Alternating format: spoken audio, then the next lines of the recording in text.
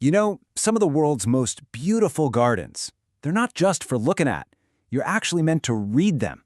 Today, we're going to decode the Mogul Garden, a living, breathing storybook filled with tales of love, paradise, and eternity, all written in the language of plants. So when you look at a garden like this, it's not just a random bunch of pretty plants.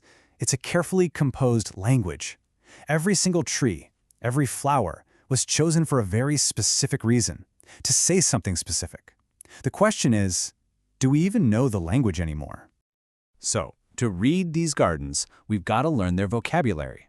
It's called the Persianate garden vocabulary, a super rich symbolic system where every plant helps tell a much bigger story. Once you get the basics, a walk in the garden becomes like a walk through a library. All right, so where do we start? Well, the most basic, fundamental layer of this whole language, it's basically a cosmic romance, played out by the trees themselves, all built on the symbolism of gender. Okay, so this is like the core grammar of the garden. On one side, you've got the tall, arrow-straight, evergreen cypress tree. That represents the male principle, eternity, the great beyond, the unchanging afterlife. And on the other side, you have a fruit-bearing tree, something that blossoms and changes with the seasons. That's the female principle, fertility, spring, and the constant renewal of life. Right, so you've got these two big, powerful symbols, kind of opposites, right? The eternal and the earthly. So what happens when the garden designers decide to bring them together? And this is where it gets really beautiful and really intentional. When you see a fruit tree planted so its branches literally wrap around a cypress, that's not an accident, that's a statement. It's the union of lovers made visible, a physical symbol of the earthly world embracing the eternal. But this garden language, it's not just about earthly love stories. Nope, it's aiming for something way, way bigger. These gardens were designed to be a literal paradise on earth, a recreation of a heavenly ideal. So how do you go about building heaven on earth? Well, you start with the right ingredients, literally.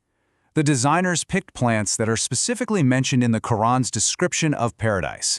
Planting pomegranates and date palms wasn't just because they're beautiful or provide food. It was a way to make the garden feel like a real, tangible piece of the divine.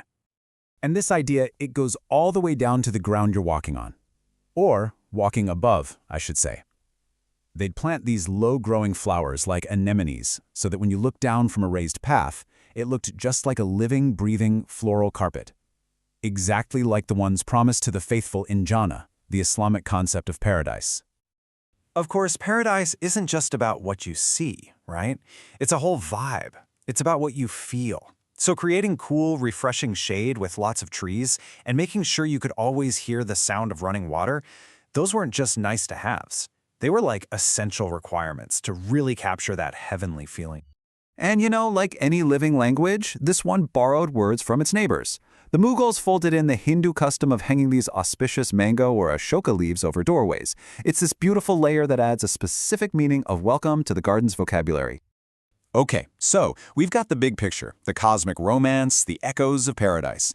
Now let's zoom all the way in to the really romantic poetic stuff, the secret language of the flowers themselves. This is where it gets super specific, drawing right from Indo-Persian poetry. Take the narcissus flower. With that dark center and those white petals, it was the universal symbol for the beautiful, maybe even kind of watchful eyes of your beloved. But hold on, not all the meanings are what you'd expect. The rose, for instance. For us in the West, it's pretty simple, right? Love. But here, oh, it was way more complicated. It often stood for the beautiful but totally unfeeling beloved, someone who's completely indifferent to their poor lover, who is often symbolized as a nightingale singing its heart out for nothing. Some of these flowers, though, they carry some serious emotional weight. The red poppy, for example, became a symbol for someone who literally died for love, a really tragic meaning. And this symbolism gets incredibly specific and just, wow, so powerful when we look at the gardens of the Taj Mahal. And the reason why is just heartbreaking. Mumtaz Mahal, the woman the Taj was built for, died giving birth to her 14th child. 14. That number is everything. By planting red poppies all over the gardens, the entire landscape becomes a memorial. Every single flower tells the story of her sacrifice. The garden itself is speaking her name. And the list goes on. The dictionary is full. The hyacinth, that was like the curly hair of the beloved. The tulip's shape, a perfect little goblet of wine. And the anemone, with its dark markings, was seen as a flower that had been scarred or branded by the fires of passionate love. So what's the big deal? Why does all this matter to us now? Well, you've basically just learned the fundamentals of a whole new language. And this isn't just some historical factoid. It's a new kind of literacy you can take out into the world with you. So here's your cheat sheet, your How to Read a Garden Guide. Step 1, find the foundation. Look for that classic pairing of the cypress and a fruit tree. Step 2, sense the paradise. Notice the use of shade, water, and those special fruits. And step 3, decode the details.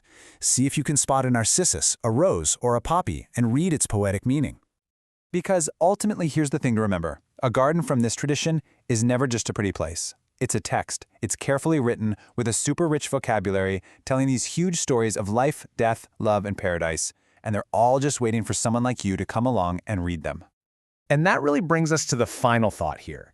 Now that you know a landscape can be a language, what stories do you think are hidden in the parks and gardens? Heck, even the weeds in the world right outside your own door. What are they trying to tell you?